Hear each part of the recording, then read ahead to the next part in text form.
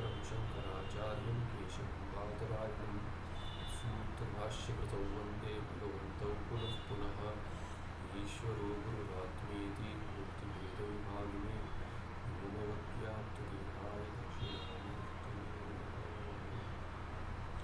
श्रीचिद्गणगणेशाय नमो मह्यं सुखनित्यं सुप्रकाशं व्यापकं नामरूपयोः अधिष्ठानं नित्यबोध्यं बुद्धेर्यन्तु निर्मलम् अपारं सर्ववेदान्तवेद्यं प्रत्यक्परं मम तदेवान्यमुक्तोऽन्यदिति मे निश्चितामतिः।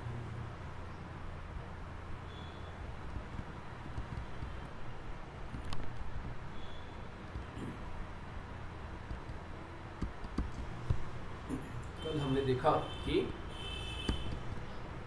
जीव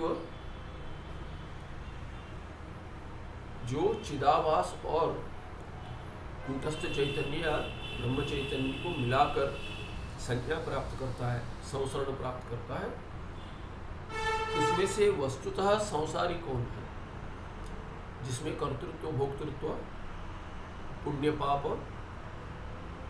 परलोक गमन आगमनम इत्यादि विकार होंगे। तो उसमें निर्णय ले लिया कि कूटस्थ चैतन्य तो निर्विकार है, अविकारी है, इसीलिए कर्तृत्व भोक्तृत्व इत्यादि तो कूटस्थ चैतन्य में नहीं होंगे, तो चिदाभास में होंगे। तो चिदाभास में भी अभी दो अंश है, एक है बुद्धि या अंतःकरण और दूसरा है प्रतिबिंब। तो उन दोनों में भी किसमें कर्तृत्व भोक्तृत्व होगा, तो निर्णय ले लिया कि बुद्धि के धर्म है ये सब कर्तृत्व भोक्तृत्व, चिदाभास के भी नहीं है, वस्तुतः है, प्रतिबिंब के नहीं है, न बिंब के है, बिंब चैतन्य के न प्रतिबिंब के है, किंतु वो है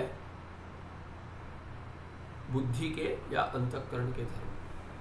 अभी आगे कहते हैं, उसके लिए क्या कह दिया, अंत में कह दिया कि वस्तुतः पुण्य पापादेह न चिदाभासस्य अपि धर्मः किंतु बुद्धेरेव।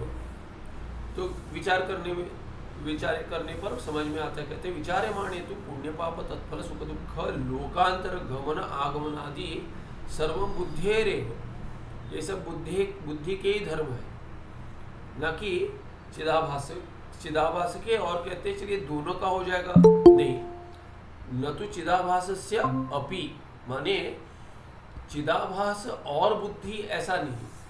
यद्यपि ऐसे क्यों कहा कि अपि क्यों कह दिया, तो देखिए जीव भले ही बिंब प्रतिबिंब और बुद्धि को मिलाकर हो, अंतःकरण को मिलाकर, किंतु निर्णय ये लिया था पहले कि कूटस्थ चैतन्य को हटाकर, बिंब चैतन्य को हटाकर जो प्रतिबिंब है वो बुद्धि सहित तो होता हुआ जीव बन रहा है, संसारी बन रहा है। तो उसमें भी जब चिदाभास कह दिया तो चिदाभास शब्द से बुद्धि सहित या अंतःकरण सहित चिदाभास का ग्रहण किया है, इसलिए कहते हैं दोनों का हो सकता है, इसलिए कहा अपि। ऐसा नहीं है कि बुद्धि का धर्म है और चिदाभास का भी है, तादात्म्य संबंध से कहते हैं केवल बुद्धि का धर्म है, न कि चिदाभास का केवल या चिदाभास और बुद्धि का। तो केवल बुद्धि का धर्म है कर्तृत्व भोक्तृत्व इत्यादि। अभी आगे कहते हैं बुद्धि तादात्म्य अध्यास, बुद्धि तादात्म्य जो हेतु बनेगा, पंचमी बुद्धि तादात्म्याद, फिर क्या होगा, बुद्धि तादात्म्य माने बुद्धि के साथ तादात्म्य बन गया, तादात्म्य माने आत्मभाव बन गया, तब क्या होगा, आभास होगा। तो जब भी मेरा किसी के साथ संबंध जुड़ जाता है, कैसा संबंध, ये मेरा है, कि ये मेरे लोग हैं, मेरा घट है, मेरा पट है, मेरा, मुझसे संबंध जुड़कर क्या होगा कि ममत्व आ जाएगा। पर उसके लिए पहले कहीं तो अहंत्व चाहिए, तो यहाँ तो अहंत्व है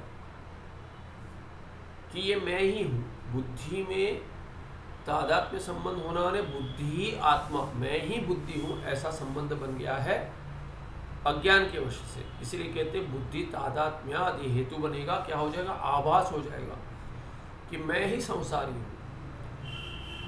और आभासे सती, सती सप्तमी लेंगे आभासे सति, हेतु क्या है? बुद्धि तादात्म्य। तो बुद्धि तादात्म्याद हेतु हो आभासे सति, मुझ में ही प्रतीति हो रही है कर्तृत्व भोक्तृत्व, इसीलिए क्या? तत्सर्वम भाति, मुझ में ही प्रतीति हो रही है उसकी सब। आभास जो हो जाएगा कि मैं ही ये हूँ, तभी उसके धर्म सब अपने में ही आरोपित कर लेते हैं, इसीलिए कहते हैं तत्सर्वम भाति। तत्सर्वम किम? तो पहले जो गया है सर्वम में, ये सब पुण्य पाप तत्फल, माने पुण्य और पाप का फल, पुण्य का पाप सुख, पाप का फल दुख, और उस कारण भिन्न भिन्न लोक में जाना, पुण्य के वश से स्वर्ग लोक, स्वर्गादि लोक, और पाप कर्म के फल के रूप में नरकादि लोक, ऐसे गमन, और वहाँ से आना फिर कर्म करने के लिए यह लोक में, इस कर्म भूमि में, ये सब सर्वम जो बुद्धि के धर्म है, बुद्धेरेवे धर्म, बुद्धि का ही सर्वम बुद्धिरेव। अभी कहते तादात्म्य से क्या हो जाएगा? जो बुद्धि के साथ तादात्म्य हो गया वो कारण बनेगा अपने आप में प्रतीति होने के लिए, आभास के द्वारा। तो आभास हो जाएगा, जीवत्व भाव आ जाएगा, और मुझ में सभी जो बुद्धि के धर्म है वो प्रतीत हो जाएंगे। तो तत्सर्वम भाति, या आभासे सति। अभी क्या लेंगे? आभासे नहीं, ये सती नहीं है, वस्तुतः क्या? आभास अधिकरण सप्तमी, आभास से जीव लिया था, चिदाभासी जीव है, तो चिदाभास है बुद्धि और प्रतिबिंब मिलाकर। तो कहते हैं बुद्धि तादात्म्यात आभासे अधिकरणे। आभास माने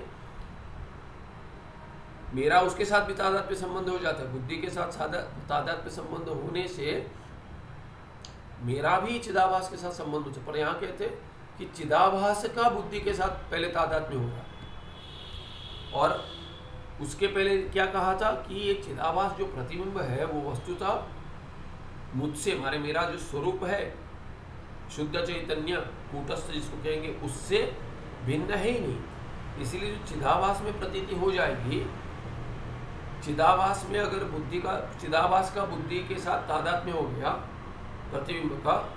प्रतिबिंब तो मुझसे भिन्न है ही नहीं वस्तुतः, तो इसीलिए उसके द्वारा मैं भी जुड़ रहा हूँ, ऐसे क्रम है। तो इसीलिए अभी यहाँ तक ही सीमित रखा है उन्होंने, क्योंकि कह दिया कि कूटस्थ चैतन्य में तो है ही नहीं, बिंब में तो है ही नहीं, बिंब चैतन्य में। तो चिदाभास में कहाँ से आया? तो कहते चिदाभास में भी नहीं है, बुद्धि में है, पर बुद्धि में चिदाभास का संबंध हो गया, तादात्म्य संबंध, इसलिए चिदाभास में, तो ये अधिकरण सप्तमी लेंगे, चिदाभास में वो सब प्रतीत हो रहा है।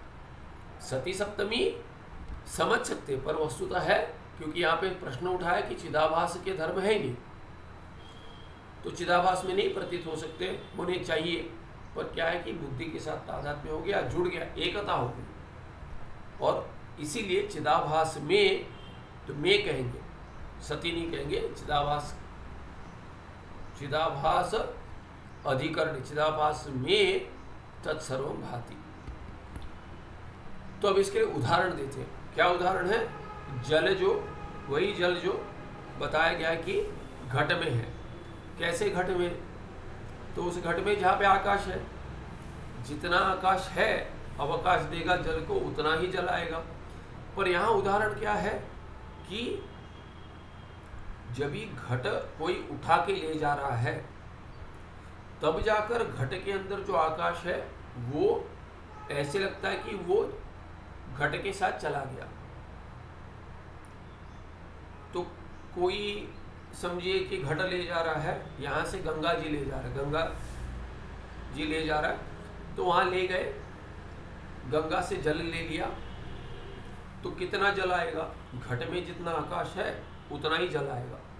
अभी उदाहरण वहाँ से शुरू होता है कि वो जल जब भी ले जा रहा है या लेके आ रहा है, कहीं ले जा रहा है, वहाँ से सोचिए, वहाँ से गंगा पार ले जा रहा है या वहाँ से ले आ रहा है, तो कहते हैं कि तभी क्या होगा कि जल तो आ रहा है, घट आ रहा है, घट कोई देवदत्त घट लेके आ रहा है, लेके जा रहा है, लेके आ रहा है, तो घट तो जा रहा है, वो तो प्रत्यक्ष दिख रहा है, जल भी जा रहा है, प्रत्यक्ष दिख रहा है।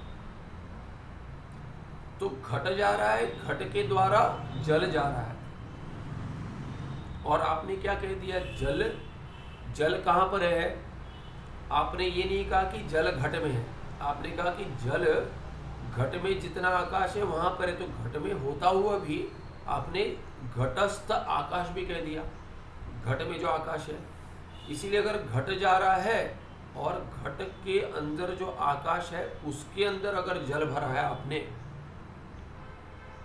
तो घट जा रहा है और जल जा रहा है, तो आकाश कैसे नहीं जा रहा है? आकाश भी जा रहा है। ऐसी कल्पना होगी, क्योंकि प्रत्यक्ष दिख रहा है, घट जा रहा है, जल जा रहा है भी प्रत्यक्ष दिख रहा है घट के द्वारा। जल में कंपन भी होगा, क्योंकि घट हिलेगा तो जल भी हिलेगा। तो क्या कल्पना हो, क्या लगेगा कि आकाश तो घट में है, जैसे घट जा रहा है और घट के अंदर जल जा रहा है तो आकाश को भी जाना पड़ेगा, पर वस्तुतः आकाश नहीं जाता।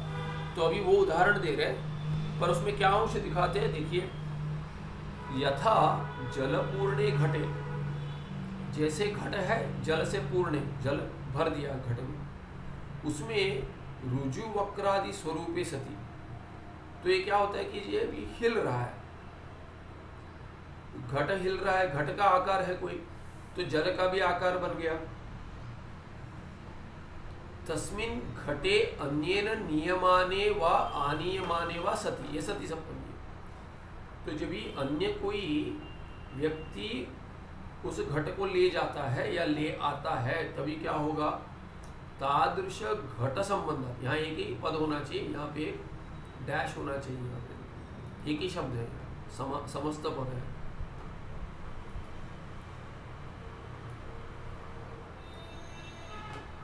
तो ये तादृश घट संबंधाद एव, वैसे जब भी घट के साथ संबंध बन जाएगा, किसका, जल का भी आकाश का भी।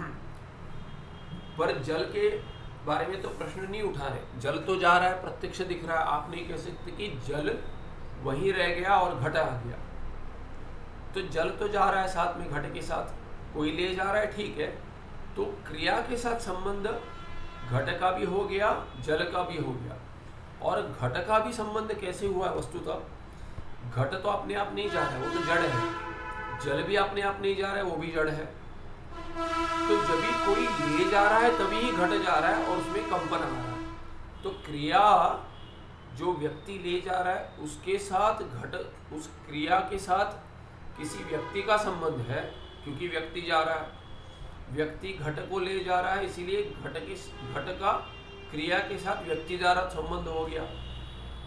तो घट भी जा रहा है, जहाँ जहाँ व्यक्ति जा रहा है, जो क्रिया व्यक्ति कर रहा है चलने की, उसके साथ घट का संबंध हो गया, व्यक्ति द्वारा संबंध हो गया क्रिया के साथ। जल का भी वैसे ही संबंध हो गया, जल का घट के द्वारा व्यक्ति द्वारा क्रिया के साथ संबंध हो गया, कंपन आदि हो रहा है। वैसे ही कहते हैं कि तादृश, वैसे जो ले जा रहे हैं वैसा वाला घट जो है, वैसे घट के साथ संबंध बन गया, उस संबंध के कारण तादृश घट संबंधाद एव हेतु हो, वैसे हेतु के कारण क्या हो गया, तत्स्थ आकाश आभास ता क्रिया करोति। तो उसके अंदर, वो घट के अंदर जो आकाश है, तत्स्थ आकाश, आकाश का जो अभी उसमें क्या, आकाश और आभास जो है वो क्या है कि वो क्रिया, चलने की क्रिया, ताहा क्रिया, क्रिया, जो क्रिया है वो सब क्रिया क्या है कि कौन कर रहा है? आप कहेंगे कि घट कर रहा है, जल कर रहा है, तो आकाश भी कर रहा है। तत्स्थ माने घट में जो आकाश है, आकाश और आभास दोनों क्या है, क्रिया, वो क्रिया कर रहे हैं। ये क्रिया क्या है, ये द्वितीय बहुवचन है, क्रिया करोति, कि वो आभास क्रिया करता है, सभी क्रियाएं करता है। आकाश, आकाश आभास, न तो स्वतः किंचिदपि करोति, तो क्या कहते हैं कि स्वतः अपने आप तो आकाश कुछ नहीं कर रहा, तो आकाश को संबंध के द्वारा आप क्रिया कर रहा है ऐसा बता रहे, क्योंकि घट जा रहा है, घट क्रिया कर रहा है ऐसा बोलना पड़ेगा व्यक्ति द्वारा। चलने की क्रिया घट में भी है, माने गमन क्रिया, चलने की नहीं गमन क्रिया है, गमन आगमन क्रिया हो रही है और जल में भी हो रही है। वैसे ही आकाश में भी ऐसे संबंध द्वारा हो रही है। वस्तुतः आकाश का संबंध है नहीं, क्योंकि आकाश तो संबंध किसी साथ बना ही नहीं सकता। वैसे ही न तो स्वतः, वैसे ही क्या, तथा काम कर्मात्मक जलपूरित बुद्धि रूप घटः। तो अभी क्या कहते हैं, घट उदाहरण में जो घट है वैसा उदाहृत में क्या है, तो कहते हैं बुद्धि घट है, अंतःकरण। तो बुद्धि रूप घट जो है, माने जो घट तुल्य बुद्धि है, उदाहरण में जो घट है वैसे ही बुद्धि है जो जड़ है। घट जड़ है, अपने आप कुछ नहीं करती, घट कुछ नहीं करता, बुद्धि भी वैसे ही अपने आप कुछ नहीं करती। पर जो क्रिया किसी के द्वारा हो रही है, उसके द्वारा घट में वस्तुतः क्रिया हो रही है, घट भी हिल रहा है। वैसे ही किसी कारण बुद्धि में भी क्रिया हो रही है, बुद्धि हिल रही है, कंपन हो रहा है बुद्धि में। जैसे घट हिल रहा है चलते व्यक्ति के चलते, वैसे ही किसी वश से बुद्धि हिल रही है, बुद्धि में तो परिणाम हो रहा है। तो अभी कहते हैं जो बुद्धि है वो घट तुल्य है, और जल जो भरा हुआ है, घट में जल भरा है, इसलिए जल पूरित घटा कहा था, जल से पूर्ण घट है। तो बुद्धि में क्या भरा हुआ है, तो कहते हैं काम कर्म आत्मक जल। आत्मक माने अभी यहाँ पे तुलना कर रहे हैं कि जिसका स्वरूप क्या है, काम कर्म का स्वरूप क्या है उदाहरण में वो जल के रूप में। तो जैसे जल से भर दिया घट, वैसे ही काम कर्म से, काम और कर्म से बुद्धि भर दी गई है। तो यही कंपन है अभी बुद्धि में जो क्रिया चल रही है। जैसे घट में क्रिया चल रही है, वैसे ही बुद्धि में भी क्रिया चल रही है। तो तथा काम कर्मात्मक जलपूरित बुद्धि रूप घटः पुण्य पापादि सकल विक्रियाश्रयो भवति। तो जैसे घट में क्रिया हो रही है, जल का कंपन हो रहा है, घट हिल रहा है, वैसे ही बुद्धि हिल रही है। तो ये बुद्धि क्या काम कर रही है, वस्तुतः पुण्य पापादि सकल विक्रियाश्रय भवति। वही आश्रय है, बुद्धि आश्रय किसके लिए, पुण्य के लिए, पाप के लिए। आदि पद से जो जो पहले कहा गया सभी, परलोक गमनम, सुख दुख भोग करना, माने भोग का आश्रय, सुख दुख वृत्ति का आश्रय, पुण्य पाप का आश्रय, परलोक गमन क्रिया का आश्रय, इस लोक में आने की क्रिया का आश्रय। सभी क्या है, वो विक्रिया है, सभी विक्रियों का, सकल विक्रिया, सकल माने संपूर्ण, इसका विग्रह होगा सकल, कलई ही स करके होगा, पर यहाँ पे संपूर्ण अर्थ लेना है कि सभी कला, सभी अंशों के साथ वो सकल है। तो सकल विक्रिया, जो भी वही विक्रिया कर्मधारय, सकलाः विक्रियाः, तासाम आश्रय, विक्रिया स्त्रीलिंग है, तो तासाम सकल विक्रियाणाम आश्रयः। कौन आश्रय होगा, बुद्धि होगी, पर क्या कह दिया, पुल्लिंग में घट होगा। कैसा घट, जो बुद्धि रूप में तुलना कर दे। तो घट जैसा जल के लिए आश्रय बनता है, वैसे ही बुद्धि काम कर्म इत्यादि के लिए आश्रय बन जाएगी। काम कर्म जैसे जल के लिए आश्रय है घट, वैसे ही काम कर्म कहाँ है, बुद्धि में। और इसलिए पुण्य पाप आदि सकल विक्रियाश्रय को कौन होगा, बुद्धि होगी, ऐसे बतला दिया। तत्संबंध अभी उसके साथ संबंध हो गया, जैसे आकाश का घट के साथ संबंध हो गया। कैसा संबंध हो गया, संबंध तो नहीं होता, तो जब भी संबंध नहीं है फिर भी संबंध हो गया कहेंगे तो क्या कहेंगे, आध्यासिक आध्यात्मिक संबंध, आध्यासिक संबंध है। अध्यास के द्वारा हुआ, अविद्या का कार्य है, ऐसा अर्थ है। तो कहते हैं तत्संबंधात, तत्संबंधात माने तत् से बुद्धि लेंगे, तो बुद्धि संबंधात माने अंतःकरण संबंधात चिदाभासोपि विक्रियाश्रय भवति। तो बुद्धि जब पुण्य पाप आदि का आश्रय बन गई तो बुद्धि के साथ आध्यासिक तादात्म्य संबंध बन गया चिदाभास का, तो चिदाभास में भी वो सब आ गए। जैसे अभी देखिए, ये तो अभी जो पुण्य पाप इत्यादि है वो सब दिखते नहीं है, अदृष्ट है। तो देखिए कैसे होता है, जो कर्म करते हैं, वैदिक का कर्म करते हैं, तब क्या करते हैं कि सब जो पहले शुरू करने से पहले अपने आप को शुद्ध कर लेंगे। कैसे शुद्ध करेंगे? पानी से। फिर जो द्रव्य रखे सो जो हवन में जो इसका प्रयोग होगा या पूजा में, उसको भी शुद्ध करना पड़ेगा। शुद्धिकरण कैसे करेंगे? जल से करेंगे। तो जल से तो आपने बोलिए अभी धो दिया है, सब धो दिया, शुद्ध हो गया, वो तो दृष्ट शुद्धि है, जो दिखती है शुद्धि। आपने धो लिया, लग रहा है कि अब ये ऊपर कुछ है, मिट्टी लगी हुई है, धो दिया, फल में लगी है मिट्टी। अभी बहुत सारे वो तो धोने से भी नहीं जाता। जैसे एप्पल है, सफरचंद है, उसके ऊपर क्या करते हैं, वो वैक्स लगा देते हैं। वो तो धोने से घिसने से नहीं जाएगा, उसको चाकू से अगर घिसेंगे तो दिखता है उसमें से ये निकलेगा, क्या है, वैक्स निकलेगा, शाइन, वो चमकने के लिए लगा देते हैं। तो इसलिए छिलका निकाल के खाना पड़ता है, उतना फाइबर तो चला गया उस फल से। किंतु वो सब क्या है कि अभी घिसेंगे, पानी डालेंगे, वो सब दृष्ट शुद्धि है, दिखता है कि शुद्ध हो गया। पर जो भगवान को अर्पित करेंगे उसमें केवल धोने से नहीं होगा, उसमें दूसरी शुद्धि भी चाहिए मंत्र के द्वारा। तो उसमें जल ऐसे नहीं कि उसे जल से धोना नहीं है, उसमें जल लेकर केवल प्रोक्षण करना है। ऐसे कर देते हैं, पानी डाल देते हैं थोड़ा हाथ से। तो कौन सा पानी डालते हैं? जिसमें मंत्रोक्त उसमें आह्वान किया होता है, वैसा पानी कलश से में लेंगे, कलश में आह्वान करेंगे, वरुण देवता का आह्वान करेंगे, गंगा जी का आह्वान करेंगे, यमुना, ये सब तो गंगे जी, यमुना जी इत्यादि के द्वारा करेंगे। तो सब ये आह्वान हो जाएगा, उसमें गंध इत्यादि डाल देंगे, पूजा करेंगे उसकी पहले।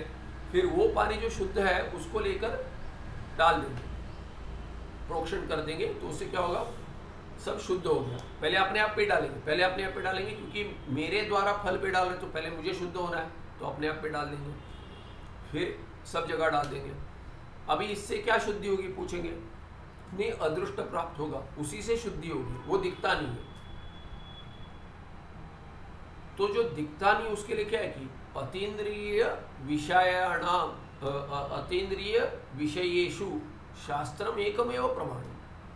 जो अतीन्द्रिय विषय है ये शुद्धि कैसे होगी? अरे शुद्धि क्या है, धोया नहीं है तो भी शुद्धि होगी, धोना तो चाहिए, वो तो पहले करना चाहिए, वो तो लौकिक कर्म है, वो तो करना ही है। पर शास्त्रीय शुद्धि भी होनी चाहिए, जिसका फल दिख नहीं रहा, अदृष्ट मिलेगा। तो वैसे ही अभी क्या है कि उस पानी, जो पानी था वही पानी है जो आपने भरा था, तभी पानी भिन्न नहीं था।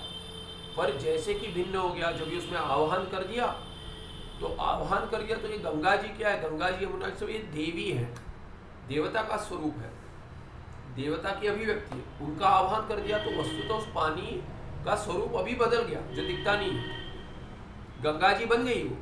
आपने ले लिया कि आप दिल्ली में हो, बम्बई में हो, चेन्नई में हो, पानी ले लिया नल का, वस्तुतः इसका पानी भी जो लेते हैं नल का ले लेते हैं अभी, क्योंकि और कुछ है नहीं अभी। वैसे कुएं का पानी लेते नहीं, तो बाकी जगह शुद्ध नहा के शुद्ध वस्त्र में किसी और ने नहीं छुआ, वैसे पानी लेकर आते उसमें, फिर गंगा जी का आह्वान करेंगे तो गंगा जी उसी में है। भले ही चेन्नई में गंगा जी नहीं आती, दिल्ली में नहीं आएगी, तो उसी में अभी है, उससे फिर शुद्धि करेंगे। तो जो आह्वान के द्वारा देवता का उसमें संबंध हो गया, उस पानी का फिर द्रव्य के साथ संबंध हो गया, उसके द्वारा द्रव्य भी शुद्ध हो गए। ऐसे जो संबंध द्वारा परम संबंध, परंपरा से शुद्धि हो रही है, अदृष्ट हो रहा है प्राप्त, तो सबके लिए संबंध कारण है। तो यहाँ पे क्या कहते हैं कि वैसे ही संबंध द्वारा हो रहा है। तत्संबंधात चिदाभासोपि विक्रियाश्रय होती, विक्रिया उसमें है नहीं, पर संबंध के द्वारा हो गया। ये भी अदृष्ट है, कैसे हो गया, कुछ दिख नहीं रहा। आकाश को प्रत्यक्ष कोई मानते हैं, वेदांती मानते हैं, नैयायिक प्रत्यक्ष नहीं मानेंगे। तब क्या करेंगे, तो चलिए अदृष्ट है जो भी है, दिख नहीं रहा, पर संबंध से क्रिया मान लेंगे। कैसा संबंध कहेंगे, इसमें वस्तु तो संबंध नहीं हुआ है, आकाश का हो नहीं सकता, तो कहेंगे तादात्म्य संबंध है, पर वो क्या है, आध्यासिक है, अध्यास कर रहे हैं। तो उसके बाद क्या होगा, ये पाप आदि जो सकल विक्रिया का आश्रय है वो बुद्धि होते हुए भी चिदाभास भी बन जाएगा, क्योंकि चिदाभास का बुद्धि के साथ संबंध हो गया। और बुद्धि में, बुद्धि आश्रय है, बुद्धि में क्या आश्रित है, पुण्य पाप आदि सकल विक्रिया आश्रित है, तो वही विक्रिया चिदाभास में भी आ जाएंगी, परंपरा से, संबंध से, आध्यासिक संबंध। इसीलिए कहते हैं तत्संबंधात, माने बुद्धि या अंतःकरण संबंधात, वो कारण बनेगा हेतु पंचमी, उससे चिदाभास भी विक्रिया का आश्रय बन जाएगा। चलिए चिदाभास क्या है, प्रतिबिंब है, बिंब चैतन्य तो कभी भी नहीं बनेगा। इसीलिए कहते हैं कूटस्थः तु सर्व विक्रिया विकार शून्य, विक्रिया शून्य विकार शून्य, या विक्रिया कह दिया या विकार कह दिया। तो कूटस्थ चैतन्य जो बिंब चैतन्य, जो चित है, चिदाभास में चित्त का आभास हो रहे, तो चित्त जो है चिदांश, जो बिंब चैतन्य कहेंगे प्रतिबिंब में, प्रतिबिंबवाद में, वो तो सर्व विकार शून्य है, कोई भी विकार नहीं उसमें। इसीलिए उसमें तो आश्रयत्व भी नहीं आ सकता विक्रियाओं का। यथा घटाकाश जलपूर्ण घटगत सर्व विकार रहित तथा, जैसे घटाकाश जो है जलपूर्ण गत सर्व विकार रहित, जल में घट में जो चलन क्रिया आ रही है, गमन क्रिया आ रही है, या चलन हो रहा है, क्योंकि घट लेके जा रहा है कोई, तो जल भी हिल रहा है, घट भी हिल रहा है, तो उसके अंदर जो आकाश है वो सर्व विकार रहित है। आकाश में तो घटाकाश जो है वो घट में स्थित है, पर घट में जो विकार हो रहा है उससे रहित है, क्योंकि उसमें आकाश में तो विकार आ ही नहीं सकता। तथा वैसे ही कूटस्थो अपि असंगा इति विद्धि, तो गुरु कह रहे शिष्य को, तत्वदृष्टि को ऐसे ही समझ लो कि कूटस्थ चैतन्य जो तुम्हारा स्वरूप है वो भी असंग है, उसका परंपरा से, साक्षात परंपरा से कैसे भी कोई भी संबंध हो ही नहीं सकता किसी के साथ। इसीलिए उसमें आश्रयत्व नहीं आ सकता किसी विक्रिया का, क्रिया का, पुण्य पाप आदि का। अतो जीवत्व प्रयुक्त निखिल धर्माः चिदाभासे भवन्ति, तो क्या है, कूटस्थ चैतन्य में नहीं होगा, बुद्धि में होगा, अंतःकरण में होगा ये सब धर्म, और वही चिदाभास में प्रतीत होगा, चिदाभास में प्रतीत होगा। कूटस्थ तो अज्ञानात् प्रतीयन्ते, पर कूटस्थ में प्रतीत हो रहा, अगर तत्वदृष्टि कहेगा नहीं मुझे भी प्रतीत तो हो रहा है, संसरण सुख दुख तो मुझे में है, तो कहते हैं हाँ, जो कूटस्थ चैतन्य तुम्हारा स्वरूप है उसमें तो अज्ञान के कारण से प्रतीत हो रहा है, वहाँ पे तो तादात्म्य भी संबंध नहीं, संभव नहीं है, तो अज्ञान से प्रतीत हो रहा है।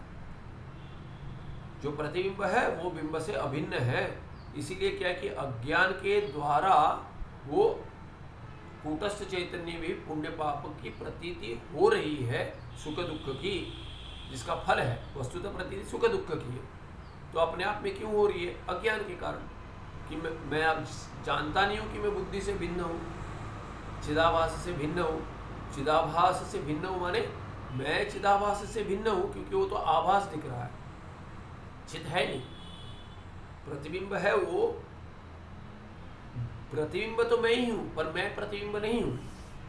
प्रतिबिंब जो है मुझसे भिन्न नहीं है, वही है ही नहीं, उसका अस्तित्व ही नहीं है, पर मैं जो हूँ वो बिना दर्पण के, बिना प्रतिबिंब के भी होता रहता हूँ। मेरा वस्तुतः अस्तित्व है, बिना दर्पण में देखे जैसा मुख नहीं दिखता पर मेरा मुख तो है, मैं हूँ।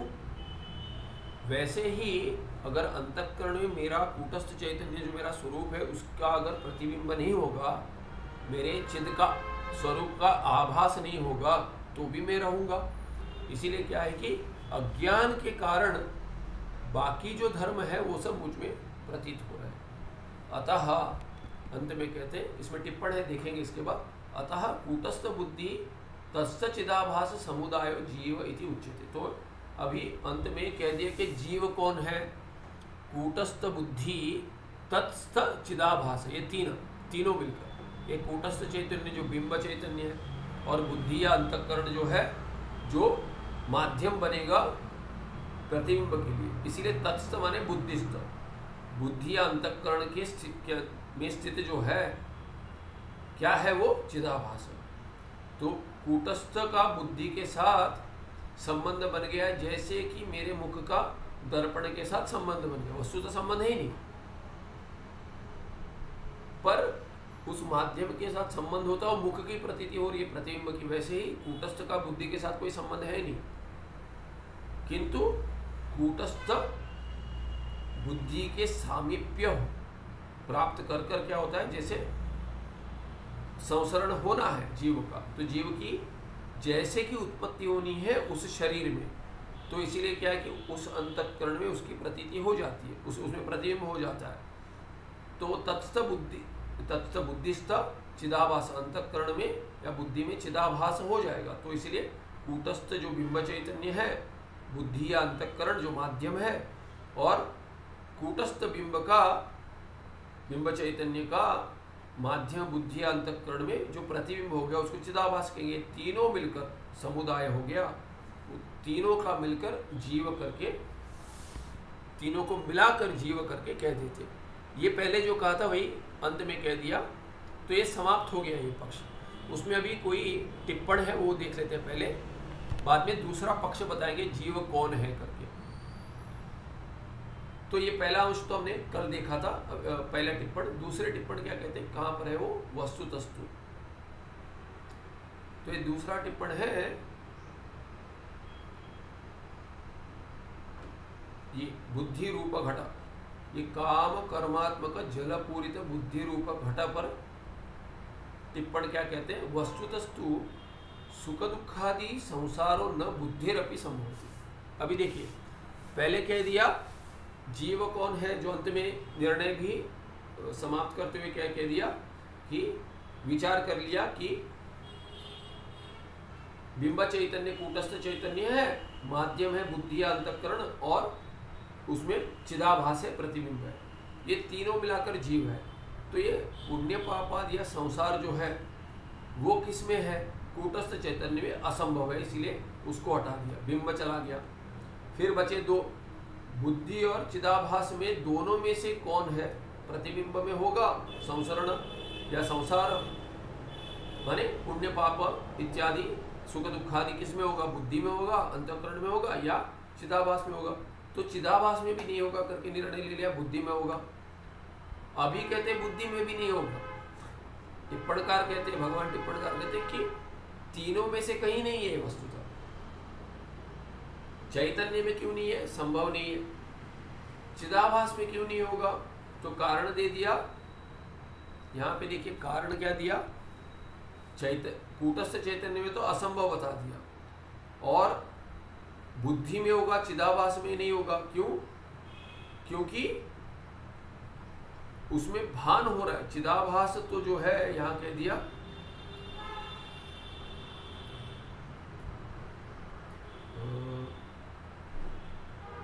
विचारे माने, विचार करेंगे तभी दिखता है कि बुद्धि का ही धर्म है, न कि चिदाभास का। और वो टिप्पण में दिखला दिए कैसे, जैसे प्रतिबिंब को उदाहरण देकर बताया कि जलगत शैत्य जो है, जल में जो शैत्य है वो प्रतिबिंब को, सूर्य के प्रतिबिंब को बदल नहीं सकता। इसीलिए प्रतिबिंब का धर्म नहीं होगा वो, तो इसीलिए चिदाभास का धर्म नहीं होगा, ये कह दिया। इसीलिए बुद्धि का करके बुद्धि में ये सब आश्रित है करके निर्णय ले लिया। अभी कहते बुद्धि में भी नहीं है टिप्पण में। तो जीव जो संसारी बतला गया, संसार धर्म किसमें? जीव में है। जीव में कूटस्थ चैतन्य अंश, बिंब चैतन्य अंश हटा दिया, फिर हटा दिया चिदाभास अंश, बचा बुद्धि। वो कहते अभी बुद्धि में भी नहीं होगा। क्यों नहीं होगा? तो आगे बताते हैं, वस्तुतस्तु सुख दुखादि संसार न बुद्धेरपि संभवति। बुद्धेरपि माने क्या? बिंब चैतन्य का तो है नहीं, प्रतिबिंब का मान लीजिए वो भी नहीं है, तो बुद्धि वही एक ही बची है, बुद्धि अंतःकरण उसी का धर्म होगा। तो कहते नहीं वो भी नहीं है, संसार तो बुद्धि का भी नहीं है। क्यों? कहते तथाच उक्तम गुहादिकरण भाष्य। इसके लिए प्रमाण बताते हैं टिप्पण में, कहते हैं कि ये केवल मैं ऐसे नहीं कह रहा हूँ कुछ स्वकपोल कल्पित, संप्रदाय का आधार दे रहे हैं। बोलते भगवान भाष्यकार कहते हैं, कहाँ पे? ब्रह्म सूत्र में पहले अध्याय में दूसरे पाद, पहले अध्याय के दूसरे पाद के 12वें सूत्र में, जो किस अधिकरण में है? गुहादि अधिकरण में। तो गुहादि अधिकरण के भाष्य में क्या कहा गया? इदम ही कर्तृत्व भोक्तृत्व च सत्व क्षेत्रज्ञयोर इतरेतर स्वभाव अविवेक कृतम कल्प्यते। कल्पना करते हैं। तो ये किसकी कल्पना करते हैं? कर्तृत्व भोक्तृत्व कल्पित है। कल्प्यते माने कल्पना हो रही है। किसकी कल्पना हो रही है? कर्तृत्व भोक्तृत्व। तो कहते हैं ये कर्तृत्व भोक्तृत्व ये उपलक्षण है, उसके साथ बाकी सब आ जाएगा जो जो सर्वम में कहा था। कोई प्रश्न है? जो ये कर्तृत्व भोक्तृत्व में, ये तो बुद्धि में ही हो रहा है ना, तो बुद्धि में कैसे नहीं? वही बता रहे कि बुद्धि में भी क्यों नहीं है, वो बता रहे हैं।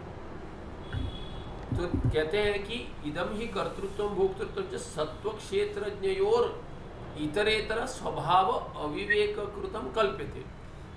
तो ये नहीं कहा कि कहाँ है, बोल रहे कर्तृत्व भोक्तृत्व कल्पित है, कह दिया। अभी जब कल्पित है तो बुद्धि में होगी। आप कैसे थे? कल्पना हो रही है, कल्पना बुद्धि में, भोक्तृत्व वास्तव में बुद्धि में भी नहीं है। बुद्धि भी कल्पित है, तो कल्पित में कल्पित जो है उसका वास्तव स्वरूप कहाँ है करके कैसे बताएंगे? तो ये समझ लीजिए। अभी आगे बता रहे ये पूरा अंश उसी में है। दूसरा अंश अंक जो है, ये टिप्पण का दूसरा अंक जो है ये वही बतला रहा है। कहते ये कर्तृत्व भोक्तृत्व जो है वो क्या है कि सत्व या सत्व माने क्या? सत्व प्रधान अंतःकरण या बुद्धि। तो सत्व का और सत्व और क्षेत्रज्ञ, ये सत्व से लीजिए बुद्धि अंतःकरण, और क्षेत्रज्ञ माने क्षेत्रम जानाति इति क्षेत्रज्ञ। 13वें अध्याय में आता है, भगवान गीताचार्य बताते क्षेत्रज्ञ विभाग बताते हैं। तो जो जो क्षेत्र है वो सब क्षेत्रज्ञ जानता है। क्षेत्र है शरीर, कौन सा शरीर? स्थूल शरीर नहीं, उसमें बुद्धि भी आएगी, अंतःकरण भी, सूक्ष्म शरीर। तो क्षेत्रज्ञ हो गया कूटस्थ चैतन्य, और सत्व क्या है? ये क्षेत्र है। तो क्षेत्र और क्षेत्रज्ञ के बीच में अविवेक होता है, विवेक नहीं कर पाते कौन सा क्षेत्र है, कौन क्षेत्रज्ञ है। तो सत्व क्या है और क्षेत्रज्ञ क्या है, ये अविवेक करने के कारण क्या हो रहा है? इतरेतर स्वभाव अविवेक कृतम। इतरेतर स्वभाव, इतरेतर माने सत्व का क्षेत्रज्ञ से भिन्नत्व, के भिन्न होना, कि बुद्धि आत्मा से भिन्न है, एक हो गया। दूसरा आत्मा बुद्धि से भिन्न है। ये दोनों जो है भिन्नता, ऐसे इतरेतर स्वभाव जो है कि बुद्धि का क्या स्वभाव है, चैतन्य का क्या स्वभाव माने स्वरूप है, ये जब भी इसका विवेक नहीं करते कोई, तभी क्या होता है? वो विवेक नहीं करने के कारण अविवेक कृतम, अविवेक जन्य माने अविवेक के कारण क्या हो रहा है, कल्पना हो रही है कर्तृत्व भोक्तृत्व की। अभी ये नहीं बताया कि कहाँ हो रही है, जहाँ भी हो रही है बुद्धि में समझ रहे ना, अभी चैतन्य अपने आप में समझ रहे, अच्छा अविवेक के कारण है। जब विवेक करेंगे तो कहते चैतन्य में तो मुझ में संभव नहीं है, बिंब में। तो प्रतिबिंब में मान लीजिए, तो कह दिया प्रतिबिंब में तो संभव नहीं है, क्योंकि प्रतिबिंब में तो किसी का भी स्पर्श हो नहीं सकता। वो उदाहरण 1 नंबर टिप्पणी में बताए कि जी जल में प्रतिबिंब हो रहा है तो जल के धर्म उसमें स्पर्श करेंगे क्या, नहीं। तो जो आत्मा का प्रतिबिंब हो रहा है कूटस्थ बिंब का, जिस माध्यम में हो रहा है उस माध्यम के धर्म तो उसमें स्पर्श नहीं कर सकते। तो वही जब ही नहीं कर सकते, कोई धर्म और कैसे स्पर्श करेंगे। तो इसीलिए बुद्धि में कल्पना की। अभी क्या कहते हैं, बुद्धि में भी कल्पित ही है, तो क्यों बुद्धि में नहीं हो सकते। तो कहते हैं परमार्थतस्तु, परमार्थतस्तु क्या, वस्तुतः ये परमार्थ जो विचार करेंगे कि हाँ बुद्धि में भी है कि नहीं, तो विचार करेंगे अंतःकरण में भी ये कर्तृत्व भोक्तृत्व है क्या। तो कहते न अन्यतरस्यापि संभवती, बुद्धि का भी नहीं हो सकता और चैतन्य का भी नहीं हो सकता। क्यों क्यों नहीं हो सकता बुद्धि का। आपने पूछा बुद्धि का ही है, बुद्धि का क्यों नहीं हो सकता है। तो कहते हैं अचेतनत्वात् सत्वस्य, सत्व अंतःकरण जो है बुद्धि वो तो अचेतन है, जड़ है। जड़ में कर्तृत्व कैसे होगा। अगर जड़ में कर्तृत्व होगा तो मूल में क्या उदाहरण लिया, घटक। इसीलिए मूल में जो उदाहरण उसको लेकर कह रहे हैं यहाँ पे टिप्पणी। मूल में क्या कहा था, पुण्य पाप। देखिए मूल में क्या है, किस पर टिप्पण है ये टिप्पण 2 नंबर है, काम कर्म आत्मक जलपूरित बुद्धि रूप घटः। तो ये बुद्धि कौन सी है, ये घटक से तुलना की गई है, जो जल घट में है। माने वो जो जल घट में नहीं, जो घट है वो जलपूर्ण है। वैसे ही बुद्धि क्या है, काम कर्म इत्यादि पूर्ण है, भरा हुआ है बुद्धि में। और कैसा घट है, तादृश घट करके कह दिया। पहले कह दिया तादृश घट संबंध। कैसा घट, जो घट अपने आप नहीं जा रहा है, इसलिए कहते हैं अन्येन नियमाने अनियमाने वासति। घट भी अपने आप क्रिया नहीं कर सकता, क्यों, जड़ है वो। उसको देवदत्ता ले जा रहा है, ले आ रहा है, इसीलिए घट में क्रिया हो रही है। इसीलिए घट में जो जल है उसमें क्रिया हो रही है, ये दोनों प्रत्यक्ष हो रहे हैं। और इसीलिए जो अप्रत्यक्ष है आकाश, या जिसमें क्रिया अप्रत्यक्ष है, वैसे आकाश में हम क्रिया की कल्पना करते हैं। और उसी उदाहरण को लीजिए, अपने आप तो अपने आप नहीं, अगर हम कह रहे हैं कि आकाश में चलन क्रिया हो रही है, वो तो शुद्ध भ्रांति है, संभव ही नहीं है। वैसे ही चेतन में, क्षेत्रज्ञ में क्रिया कर्तृत्व भोक्तृत्व संभव ही नहीं है। यही मूल में पहले कह दिया था, पहले कूटस्थ चैतन्य को हटा दिया था कि उसमें क्रिया हो नहीं सकती। क्यों, असंभव बात, निर्विकारत्वात् हेतु, वो तो निर्विकार है।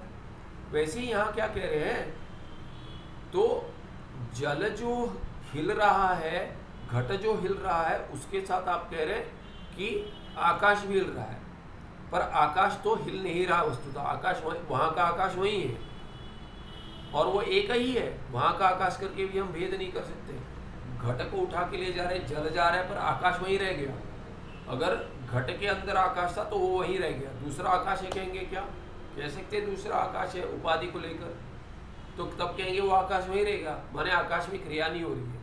वस्तु तो कहे कि आकाश तो एक ही है, आकाश में कभी भी क्रिया नहीं हो रही है। आकाश कहीं है और नहीं है करके भी नहीं कहते, सब जगह है।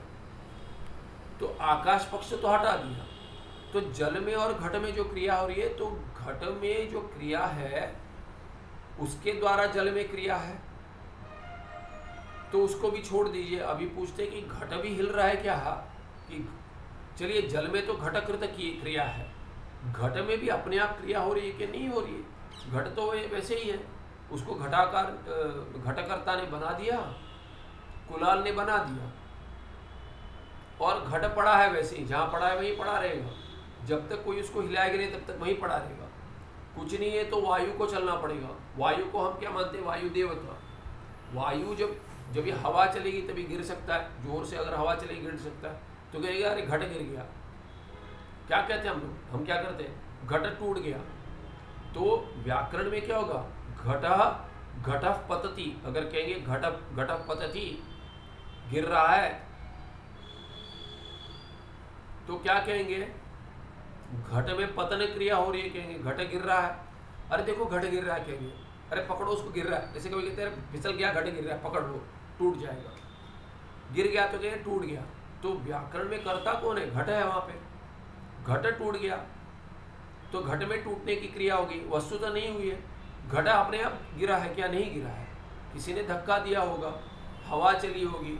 तो घट स्वयं कुछ नहीं कर रहा। वैसे ही घट जब ये घट में पानी ला रहे, देवदत्ता में क्रिया हो रही है, देवदत्त की क्रिया घट में प्रतीत हो रही है।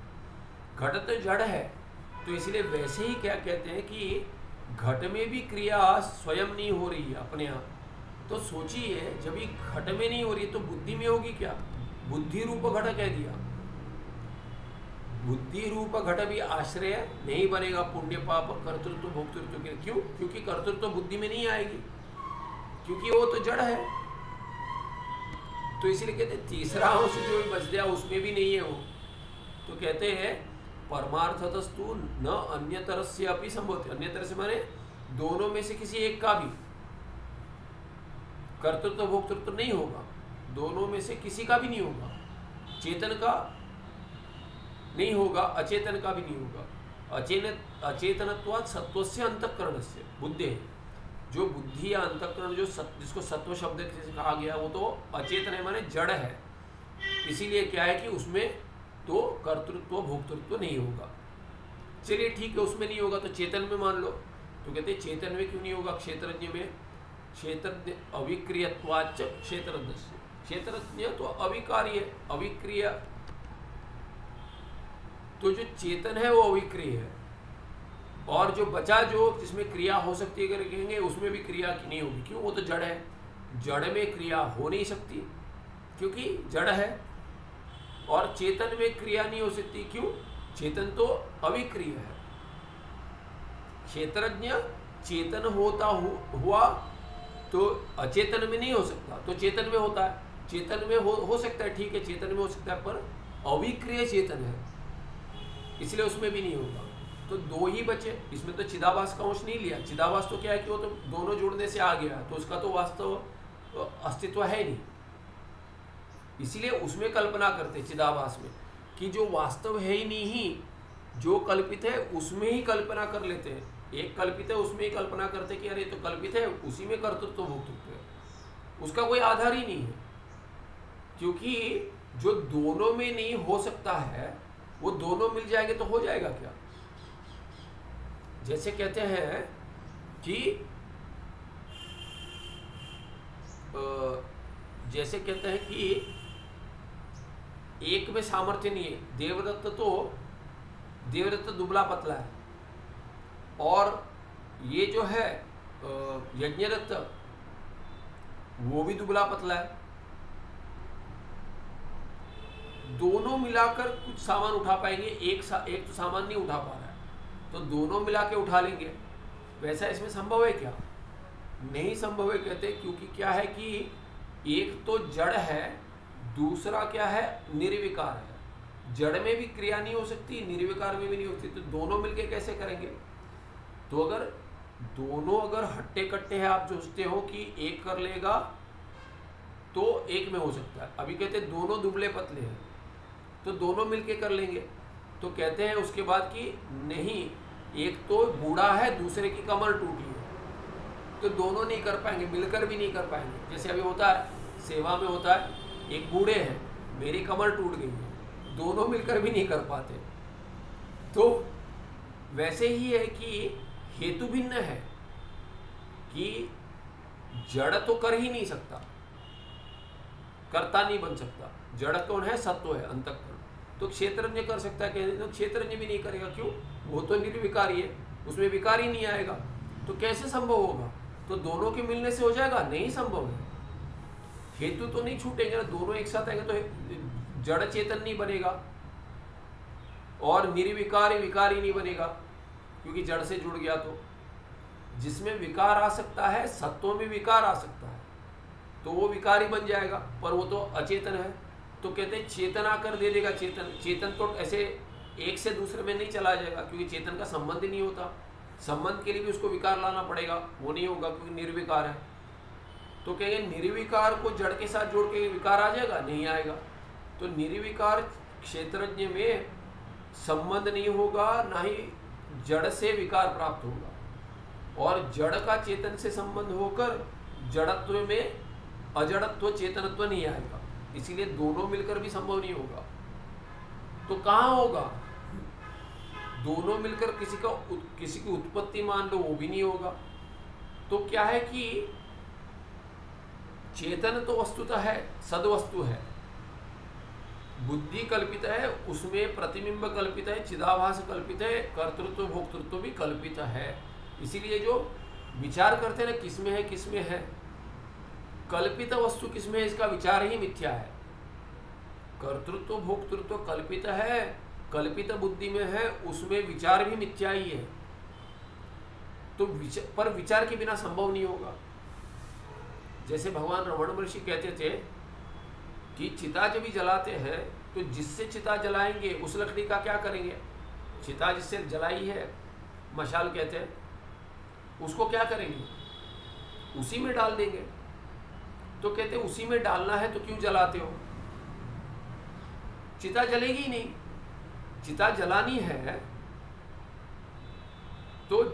तो मशाल तो चाहिए, तो मशाल तो उसी में फेंक देंगे। आप तो मशाल लेके क्यों करें? कोई कह देगा अरे जो फेंकनी है तो लेनी क्यों है, उसको भी जलाना है तो हम क्यों जलाए, नहीं करेंगे। अरे उसके बिना नहीं जलेगी चिता। तो चिता क्या है? अज्ञान। अज्ञान को जलाने के लिए बुद्धि तो चाहिए ही चाहिए, ज्ञान तो उसमें ही होगा।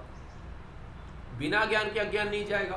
तो कहेंगे अरे अज्ञान तो मिथ्या है, आप कहते हैं मिथ्या है, कर्तृत्व भोक्तृत्व मिथ्या है, उसको छोड़ दो कह रहे हैं। तो कैसे छोड़ेंगे, वो तो मिथ्या है। तो कहते हैं मिथ्या है अज्ञान, इसीलिए उसके लिए मिथ्या ज्ञान चाहिए, पर चाहिए। ज्ञान सत्य नहीं है, मिथ्या ही है, पर चाहिए। बिना उसके तो संभव नहीं होगा। तो इसीलिए कल्पना की जो कल्पित है उसको हटाने के लिए दूसरी कल्पना लेके आते हैं। फिर उस कल्पना को क्या करेंगे? अरे वो अपने आप चला जाएगा।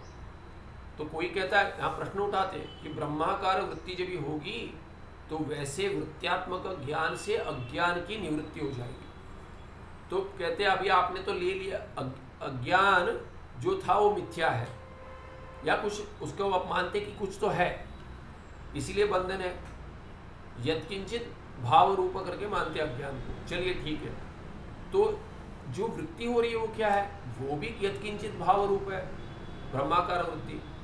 तो एक वृत्ति से आपने अज्ञान को हटा दिया, अज्ञान वृत्ति बन रही है, अहंकार वृत्ति बन रही है। अज्ञान का कार्य है अहंकार की वृत्ति बन रही है कि मैं ये हूँ, इससे जुड़ा हुआ, मैं पुरुष हूँ, स्त्री हूँ, ये हूँ, वो हूँ, बुद्धिमान हूँ या तो बुद्धू हूँ। ये सब जो वृत्तियाँ बन रही है, सुखी हूँ, दुखी हूँ, ये सब अज्ञान का कार्य मानते हैं। तो कहते हैं अज्ञान की वृत्ति है। वो सब कब जाएंगी? जब भी ज्ञान की वृत्ति बनेगी कि मैं कूटस्थ चैतन्य हूँ, बुद्धि से भिन्न हूँ, बुद्धि से सुख दुख जो हो रहा है उससे भिन्न हूँ।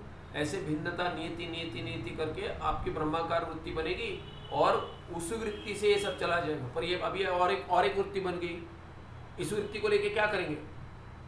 ये भी आपको संसार में रखेगा। तो कहते नहीं, वो वृत्ति तो स्वयं चली जाएगी, क्योंकि वृत्ति तो क्षणिक है, वो आएगी, उसको हटाएगी और अपने आप चली जाएगी। तो उससे कोई बंधन नहीं आएगा। जैसे कि चिता में उसी को डाल देंगे जिससे जलाए हैं, उस मशाल को चिता में डाल देंगे, पर उसके बिना संभव नहीं होगा, और उसको पकड़ के रखेंगे भी संभव नहीं होगा। उससे जलाना पड़ेगा और उसी में डालना भी पड़ेगा, तब जाके कार्य संपूर्ण होगा। शास्त्र था वैसे यहाँ पे भी ज्ञान के द्वारा जाएगा, ज्ञान की वृत्ति बनेगी और उसका नाश भी होगा, स्वयं हो जाएगा। तो ये संदर्भ में कह दिया, पर कहाँ पर ये कहते हैं? कहीं भी नहीं है, संभव ही नहीं है कर्तृत्व। क्योंकि पहले दो पक्ष तो आपने हटा दिए थे, बुद्धि में था कह दिया, अभी कह बुद्धि में भी नहीं है, उसके लिए प्रमाण दे दिया भाष्य का हेतु के साथ। तो फिर कैसे आ गया? तो कहते अविद्या प्रत्युपस्थापित स्वभावत्वाच सत्वस्य सुतराम न संभवति। तो इतना सुनने के बाद भी पूर्व पक्ष आएगा। जैसे नीलम जी ने पूछा था कि अरे उसी में तो होगा बुद्धि में, तो इतना कहने के बाद भी पूर्व पक्षी भी कह रहा है नहीं, पर दो तो हटा दिए। चलिए आप कह रहे अचेतन होने के कारण सत्व में नहीं होगा और क्षेत्रज्ञ अविकारी है इसलिए उसमें नहीं होगा। तो कहते देखिए बुद्धि में तो सुतराम न संभवती, बुद्धि में तो संभव होगा ही नहीं, असंभावना दिखाते। कैसे? कहते अविद्या प्रत्युपस्थापित स्वभावत्वाच सत्वस्य। तो कहते हैं कि आप कितना भी कह दे अंतःकरण में ही होगा, कर्तृत्व अंतःकरण में होगा, अंतःकरण में भी नहीं होगा, क्योंकि अंतःकरण कल्पित है। कहते हैं कल्पित में कहां से होगा? जैसे बच्चा खेल रहा है, कुछ तो तोड़ दिया, माता या पिता, माता जी तो कहती है चलो टूट गया, पिताजी आएंगे डांटेंगे, कार्यालय से आएंगे पिताजी डांट देंगे, तो माता जी तो कहते चलो ठीक है थोड़ा डांट दिया चुप हो गया, पिताजी तो पीटेंगे भी, थोड़ा पिटाई होगी आज। तो बच्चा डर गया तो कल्पना करता है नहीं मैंने नहीं तोड़ा, कोई प्राणी आया था, ये हुआ था, उसने तोड़ दिया, कुछ महंगा है सोचिए। तो जिसने तोड़ा है वो क्या कर रहा है? कुछ कल्पना करके कह दिया उसने तोड़ दिया, इस प्राणी ने तोड़ दिया, तो ये कोई था वो आया था उसने तोड़ दिया, वो है ही नहीं उसका, उसमें तोड़ने की क्रिया कहाँ से होगी? अगर चैत्र छोटा बच्चा है, मैत्र का नाम ले रहा है, मित्र आया था, है ही नहीं ऐसा कोई मित्र, मैत्र है ही नहीं, तो कहता है मैत्र ने तोड़ा है, मैंने नहीं तोड़ा है। अरे मैत्र कल्पित है, कहाँ है, लेके आओ उसको, बुलाओ, तो ये नहीं ला सकता। तो जो मैत्र है ही नहीं उसके द्वारा वो तोड़ने की क्रिया संभव होगी क्या? नहीं होगी। चैत्र में जो कल्पित मैत्र है उस मैत्र से तो क्रिया नहीं होगी, ना ही उसमें कर्तृत्व होगा, ना ही तोड़ने की क्रिया होगी, ना तोड़ने का कर्तृत्व होगा, ना ही तोड़ने के कारण जो फल मिलेगा चैत्र के पिता की डांट या मार जो है उसको नहीं पड़ेगी, क्योंकि वो है ही नहीं, कर्तृत्व भोक्तृत्व उसमें होगा ही नहीं, कल्पित है मैत्र। वैसे ही देखिए इसमें अविद्या, आप कहेंगे कि तीसरा एक ही बचा है उसमें ही तो कर्तृत्व भोक्तृत्व होगा, तो कहते हैं नहीं, अविद्या प्रत्युपस्थापित स्वभावत्वात् कस्य सत्वस्य। तो ये तो हटा देंगे, षष्ठी हटा देंगे, तो क्या होगा? सत्व है, अंतःकरण क्या है? बुद्धि। अविद्या प्रत्युपस्थापित स्वभाव है, माने उसका स्वभाव क्या है? सत्व का स्वभाव क्या? अंतःकरण का माने स्वरूप क्या है? वो तो अविद्या प्रत्युपस्थापित है, अविद्या प्रत्युपस्थापिता बुद्धि या सत्वम, माने अविद्या प्रत्युपस्थापितम बुद्धि। स्वभाव छोड़ दीजिए, स्वभाव ने वही स्वरूप है उसका, बहुरी बनेगा। माने क्या कह रहे हैं कि सत्व का स्वभाव स्वरूप क्या है? वो अविद्या प्रत्युपस्थापित है, अविद्या प्रत्युपस्थापितत्वम उसका स्वभाव है, या अविद्या प्रत्युपस्थापितम सत्वम अंतःकरणम बुद्धि। और अविद्या प्रत्युपस्थापिता माने क्या? या प्रत्युपस्थापितम कि अविद्या के द्वारा उसके स्थापन हुआ है, उसका अस्तित्व है ही नहीं, अविद्या के द्वारा कल्पित है, उसका अर्थ है। तो कल्पित का सुतराम न संभवती, असंभवती सुतराम न संभवती। ये सुतराम ये भगवान भाष्यकार अध्यास भाष्य में भी कहते कि युष्मत् अस्मत् प्रत्यय गोचरयोः विषय विषयिणोः तमः प्रकाशवत विरुद्ध स्वभावयोः इतरेतरा जो कह रहे हैं कि इतरातर भाव अनुपपत्तौ सत्तायाम, जब भी इतरेतर भाव नहीं ले सकते एक दूसरे का, कौन? तमः प्रकाश जैसे विरुद्ध स्वभाव है जिनका, कौन है वो? विषय और विषय, विषय से प्रपंच, बुद्धि आदि, बुद्धि और विषयी, विषयी से कौन? चैतन्य।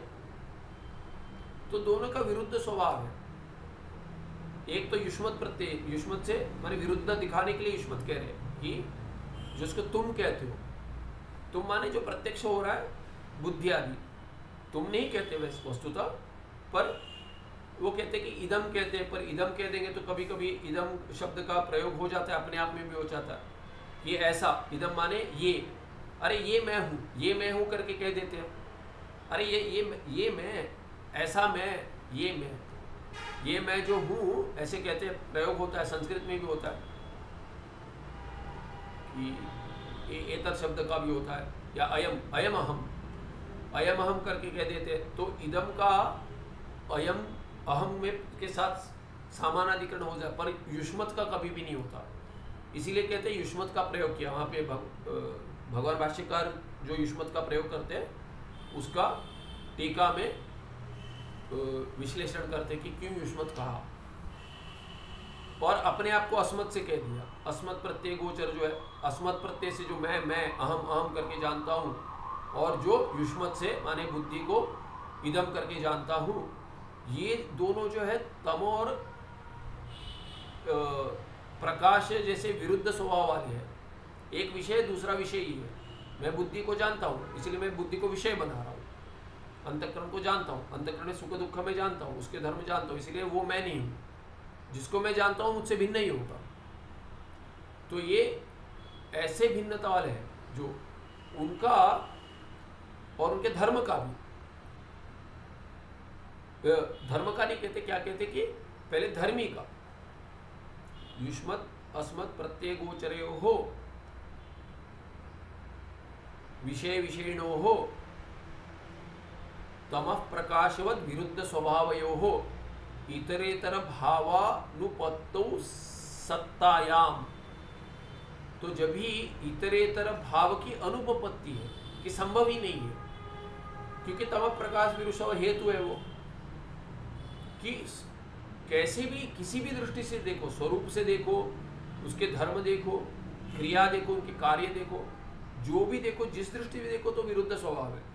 उनकी एकता तादात्म्य संबंध कैसे हो जाएगा? और वैसा जब ये है सती सप्तमी, सत्तायाम कहते, स्त्रीलिंग होने से सत्तायाम बन गया, सप्तमी एक वचन में, सत्तायाम अनुपपत्ति, क्योंकि अनुपपत्ति स्त्रीलिंग है, अनुपपत्तो सत्तायाम। तो कहते तद्धर्माणाम सुतराम भावानुपपत्ति, तद्धर्माणाम सुतराम कहते कि तब धर्मों की एकता हो जाएगी, तादात्म्य दोनों के धर्मों की, तमा के धर्मों की और प्रकाश के धर्म की, माने जो विरुद्ध स्वभाव उनके धर्मों की एकता हो जाएगी क्या?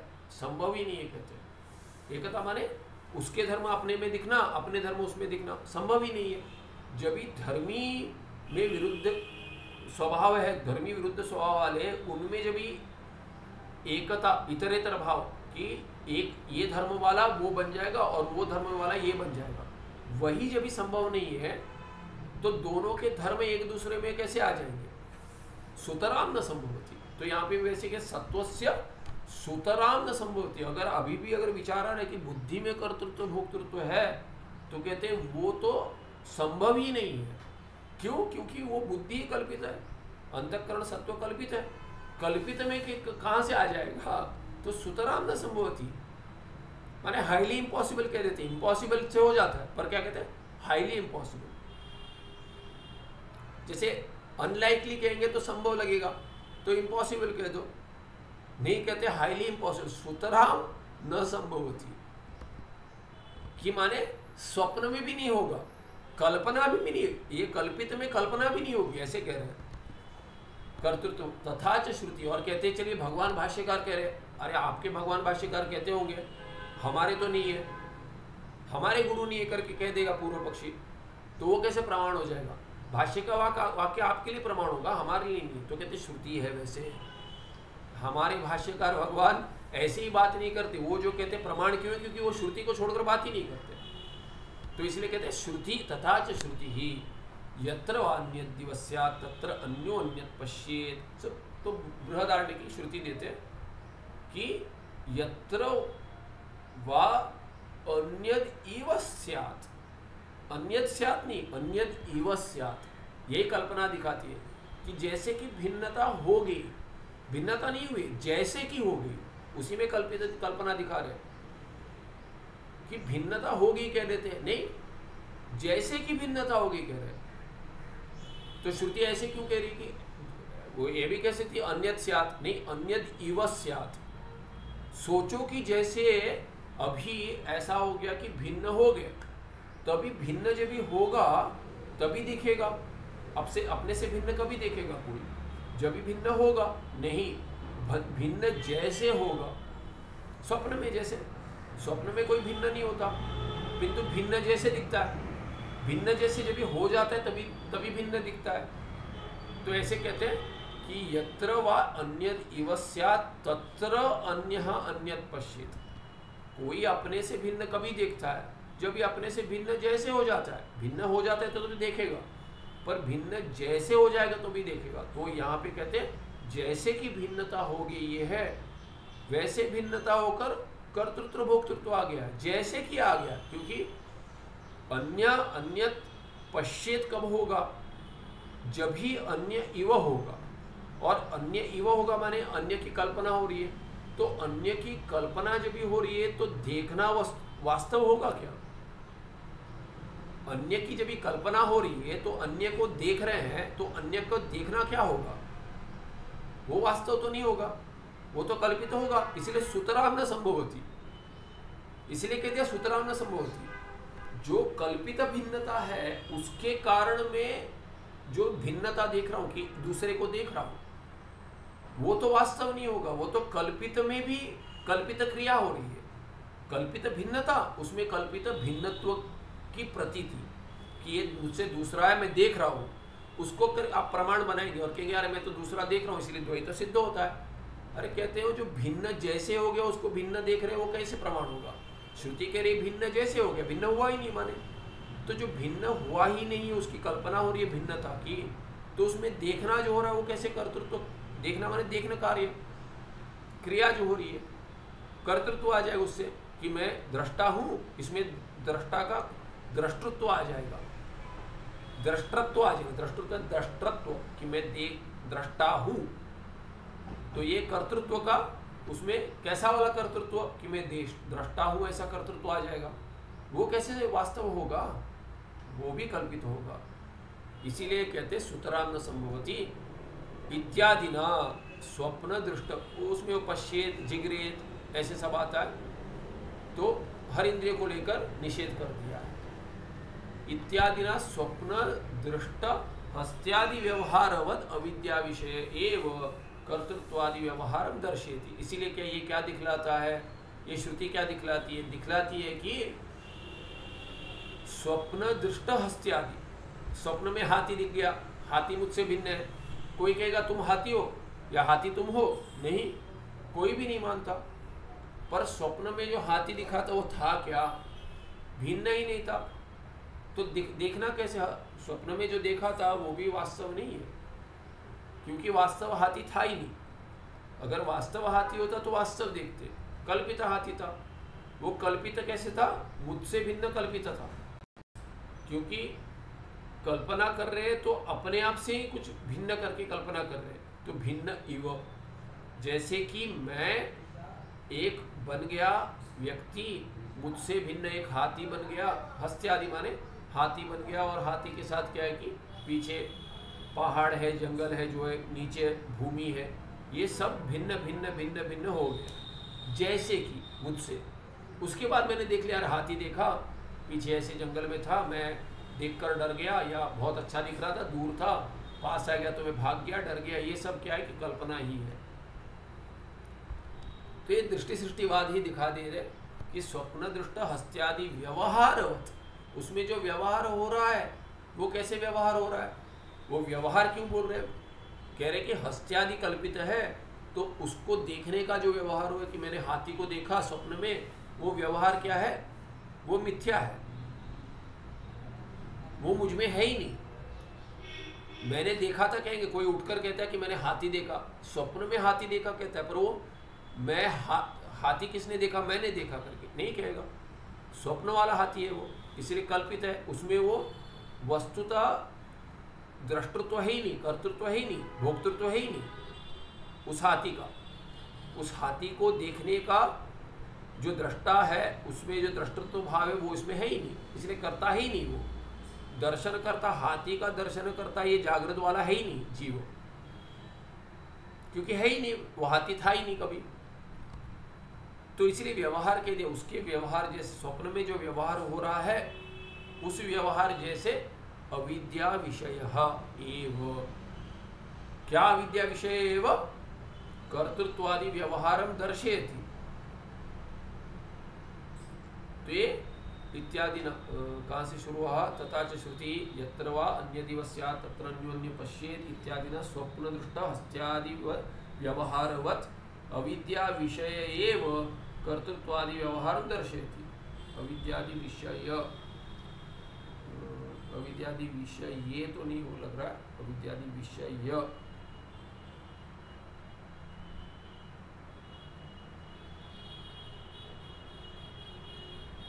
विषय भी ले सकते हैं, या तो अनुस्वार का लोप होगा तो अविद्या विषय नहीं, अभी तत्पुरुष ही लग रहा है।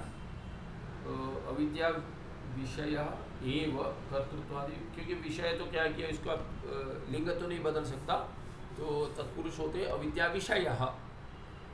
अविद्या विषय एव कर्तृत्वादि व्यवहार दर्शयति।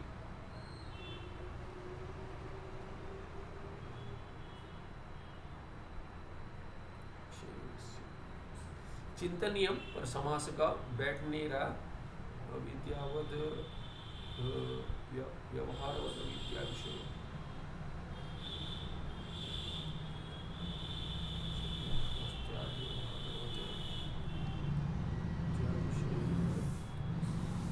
विषय ये ले सकते हैं, सप्तमी लेंगे, कहेंगे अविद्या विषये एव कर्तृत्वादि व्यवहारम दर्शयति, ऐसे ले सकते हैं। अविद्या के विषय में ही कर्तृत्वादि संभव होगा। माने जहां पे व्यवहार हो रहा है स्वप्न में, वो कौन से विषय में हो रहा है? कल्पित विषय में हो रहा है, अविद्या के कारण कल्पित है। अविद्या क्या है वहां पे? तो भगवान गौड़पादाचार्य कारिकाकार कहते हैं, मांडुक्य कारिकाकार, वो कहते हैं कि निद्रा दोष है वहां पे, निद्रा की तुलना करते हैं अविद्या के साथ।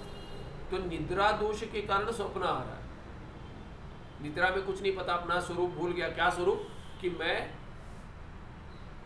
ये व्यवहार में जो हूँ, ये पुरुष हूँ, ये स्त्री हूँ, ये जो है ये मैं भूल जाता हूँ स्वप्न में। क्यों भूल जाता हूँ? अविद्यावश से। कैसी अविद्या? निद्रा रूप अविद्या। निद्रा में जब देखिए अभी निद्रा आ रही है, कहाँ बैठे क्या है भूल जाते हैं सब, धीरे धीरे समझ में कहाँ मैं हूँ, धीरे से थोड़ी जाग आती है ना, तभी निद्रा आ रही है, तो कहाँ हूँ, क्या चल रहा है, भूलना चाहता हूँ, क्योंकि निद्रा का आवेश हो रहा है। तो पहले भुला देती है कि कहाँ बैठा हूँ, वर्ग में बैठा हूँ कि कहाँ हूँ, बस में प्रवास कर रहा हूँ या ट्रेन में या फ्लाइट में, वो भूल जाते हैं।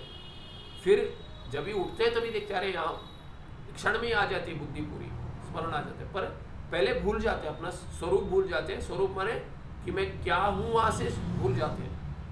वहाँ पे तो भिन्नता नहीं रहती सुषुप्ति में, इसलिए पहले भुला देते हैं, अपना शरीर भुला देते हैं, कहाँ जा रहे पहले वो सब आसपास का भुला देते हैं, बाद में अपना एकत्व भुला देते, जीवत्व भुला देते। उसके बाद निद्रा के आवेश के कारण स्वप्न दिखते हैं। तो वैसे ही वो निद्रा दोष दिखलाते हैं। यहाँ पे अविद्या भी वही आवरण कर देता है, जैसे अपना आवरण होकर स्वप्न दिखता है, वैसे ही अपने आवरण से जागृत स्वप्न भी दिखता है, जागृत भी स्वप्न ही है।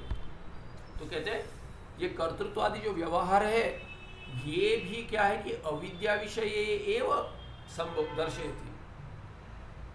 तो ये कर्तृत्व आदि व्यवहार कहाँ होगा? अविद्या के विषय में होगा, क्योंकि भिन्नता पूरा जो है अन्य इव कर दिया, इसी कह दिया श्रुति ने, इसीलिए वहां पे जो अन्य के साथ व्यवहार होगा वो क्या होगा?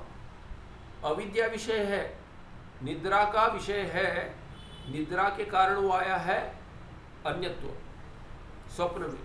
वैसे ही अविद्या जो निद्रा के तुल्य जो दोष है, उसके कारण प्रपंच में भिन्नता आ गई, प्रपंच भिन्न करके आ गया। तो उसमें जो कर्तृत्व वगैरह उसके साथ जो व्यवहार हो रहा है कर्ता बनकर भोक्ता बनकर, वो सब क्या होगा? वो तो अविद्या विषय ही होगा। अविद्या के विषय में ही कर्तृत्व आदि व्यवहार संभव होगा। तो दोनों और से ले सकते हैं, अविद्या विषय में होगा और अविद्या कार्य ही है, इसीलिए वास्तव नहीं है। और उसके बाद श्रुति ने क्या कह दिया? यत्र तु यत्रत्वस्य सर्वमात्मैवा भूत तत्केन कम पश्येत्। और जब भी सभी आत्मा बन गया, ये भिन्नता है ही नहीं। भिन्नता क्या है? भिन्न इव हो गया, तब जाकर दर्शन हो रहा है अन्य का। तो जब भी सभी भिन्नता नहीं रही माने एकता होगी, सर्वमात्मैवा भूत। जब ये समझ गया कि सभी आत्मा ही है माने, और सभी आत्मा ही माने सब कुछ है ही नहीं, आत्मा केवल आत्मा ही है, दूसरा है ही नहीं उससे, ये अर्थ है उसका। सर्वम आत्मा क्या है? ये बाद सामानाधिकरण अर्थ क्या होगा? सर्वम नास्ति आत्मा एवं अस्मि कहेंगे, अस्ति नहीं कहेंगे। आत्मा माने मैं, सर्वम नास्ति आत्मा एवं अस्मि, तो सर्व दिख जाएगा? नहीं दिखेगा। तो इसीलिए कहते हैं तत्केन कम पश्येत्। जब भी दूसरा होगा ही नहीं, सब कुछ आत्मा ही है माने सब कुछ है ही नहीं, मैं ही हूँ स्वरूप आत्मा जो है वही वास्तव है और मैं ही हूँ केवल। जब भी मैं ही हूँ केवल, तो दूसरा कैसे दिख जाएगा? किसके द्वारा दिख जाएगा? किसको दिख जाएगा? किसको, क्या, किसके द्वारा, कहाँ, क्यों दिख जाएगा? सब जोड़ सकते हो आप, उपलक्षण है। तत्केन कम पश्येत्, तो तत् माने आत्मा कोई तत् कह दिया, तद ब्रह्म आत्मा एव अभूत, तो आत्मा ब्रह्म है। तो ब्रह्म तत्केन, तद ब्रह्म केन, केन माने केन कर्णेन, क्योंकि कर्ण भी भिन्न नहीं होगा, कोई भिन्न नहीं है तो कर्ण रह जाएगा? नहीं रहेगा। चक्षुरिंद्रिय नहीं होगा। केन इंद्रियेण वा अन्येन अंतःकरणेन वा कम पश्येत्, कम पश्येत् कम विषय पश्येत्, कोई विषय भी नहीं होगा कोई, क्योंकि सब है ही नहीं, कुछ सब आत्मा ही है माने और कुछ है ही नहीं, एक आत्मा एक ही है, वही ब्रह्म है। तो ब्रह्म किसको किसके द्वारा देखेगा? ये क्या है? कैमुति के न्याय न संभवती इत्यर्थ। दर्शन भी नहीं हो पाएगा। दर्शन नहीं होगा तो दृष्टा कहाँ से होगा? दृष्टा नहीं होगा तो दृष्टृत्व कहाँ से होगा? दृष्टृत्व तो कर्तृत्व है, दर्शन करता कहाँ से होगा? दर्शन कर्तृत्व कहाँ से होगा? नहीं होगा। सुतराम न संभवती इत्यादि न च विवेकिनः कर्तृत्वादि व्यवहार अभावं दर्शयति। तो श्रुति क्या दिखाती है? दर्शयति है क्या? इसमें धातु क्या है? पहले पूछा होगा मैंने, दर्शयति में धातु क्या है? सोचकर जवाब दीजिए, उत्तर सोचकर दीजिए। क्या धातु है दर्शयति में? सोचकर दीजिए कहा, इसीलिए। पश्य का रूप क्या होता है? लट लकार के क्या रूप है? विभक्ति क्या है बताइए पहले। ये निच है, दर्शी है, उसका दर्शी है, दर्शी धातु निच है, निजंत है, निच है, दृश्य के ऊपर नीचा के दर्शी बन गया। ई रह गया तो दर्शी हो गया, दर्शी हो गया। ई रह गया, पर दृश्य का ई केवल ई रह गया तो क्या होगा? ई रह गया और उसका दृश्य हो जाएगा, दृश्य नहीं। आदि अच का ये हो गया, गुण हो गया, तो अर हो गया दृश्य का। आदि अच का वस्तुतः तद्धित उरण रपरा से अर हो गया। हाँ, उरण रपर से तो उसका गुण हो गया, अर हो गया, रू को गुण हो गया, अ हो गया, उरण रपर से रेफा आ गया, तो ध्रुव का द बन के दर बन गया, द बनते हुए दर बन गया, तो दर बन गया। गुण अ है पर उरण रपर से रेफ आ गया, रेफ आ गया, उसमें दर बन गया। फिर इकार दर्शी, तो ये दर्शी नया धातु है, ये होगा सनाद्यंताः धातवाः। सनाद्यंता धातवाः सूत्र है, उससे धातु संज्ञा होगी, तो ये नया धातु है। इसलिए धातु क्या है? दर्शयति में पश्य, ये दृश्य धातु नहीं है, ना ही पश्य। पश्य तो धातु ही नहीं है। पश्य तो धातु नहीं है, दृश्य को पश्य आदेश हो जाता है लट लकार में, पर धातु दृश्य नहीं है जो पश्य बन जाता है, क्योंकि उसका रूप क्या? पश्यति। पश्यति माने देखता है, दर्शयति माने दिखलाता है, हेतु करता है। यहाँ पे हेतुमती नीचे लगा है कि ये दर्शी माने देखना नहीं, दर्शी माने दिखाना, तो ये दर्शयति माने दिखलाता है, दिखलाती है। कौन दिखलाती है? श्रुति दिखलाती है। तथा च श्रुति ऐसे अन्वय होगा। तथा च श्रुति ही दर्शयति, किम दर्शयति, कर्तृत्वादि व्यवहार अभाव दर्शयति, कस्य विवेकिनः, तो ये इत्यादिना च विवेकिनः कर्तृत्वादि, उस विवेकी को ही दिखलाती है। कर्तृत्वादि व्यवहार अभाव दर्शयति, किसका किसको किसमें नहीं होगा, कहीं भी नहीं होगा, इसीलिए कर्तृत्वादि व्यवहार अभाव दर्शयति, जो विवेकी है उसको दिखलाती है। विवेकी के लिए केवल कर्तृत्व अभाव नहीं है, ऐसा भी मान सकते, विवेक के लिए है ही नहीं, पर विवेकी को कर्तृत्व अभाव सभी का दिखाती है। न बुद्धि में होगा, न चिदाभास में होगा, न चैतन्य बिंब में होगा, इसीलिए किसी में भी नहीं होगा, ऐसे कह दिया, कल्पना है। तो ये तो वस्तुतः हाँ, जब भी विचार करते हैं तभी धीरे धीरे करना पड़ेगा, सीधे कह देंगे किसी में नहीं है तो नहीं हो पाएगा, तो विचार के द्वारा सिद्ध होगा। तो प्रक्रिया में बताते हैं, हाँ मूल में तो नहीं कहा ऐसे, मूल में क्या कह दिया कि बिंबम में नहीं होगा, प्रतिबिंब में भी नहीं होगा, तो रह गया बुद्धि, उसी में होगा, ठीक है मानकर चलो। तो उसमें जो है वो मुझ में प्रतीत हो रहा तादात्म्य संबंध, ये सिद्धांत प्रक्रिया में मानते हैं, पर वस्तुतः सिद्धांत की कहीं नहीं है, कर्तृत्व भोक्तृत्व है ही नहीं। तो ये हो गया 2 नंबर टिप्पण। 3 नंबर टिप्पण में क्या कहते हैं, वो कहाँ पर है, कूटस्थस्तु सर्व विकार शून्य। तो कूटस्थ पर टिप्पण है, क्या कहते हैं, यथा चंद्रस्य स्वतः निर्विकारतया सदैक रूपत्वेपि तिथि पक्षाभ्याम चंद्रस्य कलानाम एव वृद्धि क्षयादिकम भवति। ये फिर राजगोपाल जी का, उनका राजगोपालन जी का ये आ गया, विषय आ गया ज्योतिष। तो नहीं, राजगोपाल है कि राजगोपालन है आपका, राजगोपाल। राजगोपाल, तो राजगोपाल जी का, डॉक्टर राजगोपाल जी का देखिए विषय ज्योतिष है, तो यहाँ पे आ गया ज्योतिष। उदाहरण क्या दे रहे, चंद्र से, जब आज पूर्णिमा है और प्रथमा भी है ऊपरी, तो पूर्णिमा में चंद्र दिख रहा है, संपूर्ण दिख रहा है, फिर क्या कहेंगे, अब ये अमावस्या आते आते 15 दिन में घटते जाएगा चंद्र, फिर क्या होगा, फिर अमावस्या आएगी, फिर पूर्णिमा तक 15 दिन में बढ़ते जाएगा सूर्य चंद्र। तो चंद्र वस्तुतः छोटा बड़ा हो रहा है क्या, चंद्र तो नहीं हो रहा है छोटा बड़ा, पर कला दिख रही है, कला छोटी बड़ी हो रही है। तो कला में भेद आ रहा है, चंद्र में भेद नहीं आ रहा है। कला माने यहाँ उससे अंश मत लीजिए, कला माने यहाँ पे वस्तुतः तो ये इसका ये है, क्या है कि जो इसका ये उसका रूप ले सकते हैं क्या ले सकते हैं, उसका जो दृश्य रूप है ऐसे ले सकते हैं। दृश्य रूपी का जो दिख रहा है कला, पर कला माने भाग होता है, तो ये क्या है कि वो जो भाग दिख रहा है कला, तो ये क्या कि शैडो कहते हैं, जो शैडो है उसका भाग। तो अभी देखिए चंद्र जैसे अभी छोटा होता जाएगा, वस्तुतः क्या हो रहा है कि जो कला है वो बढ़ती जा रही है, कला बढ़ती जा रही है और कहते हैं चंद्र छोटा होता जा रहा है, और जब भी कला छोटी होती जाती है तभी हम कहते हैं चंद्र बढ़ रहा है।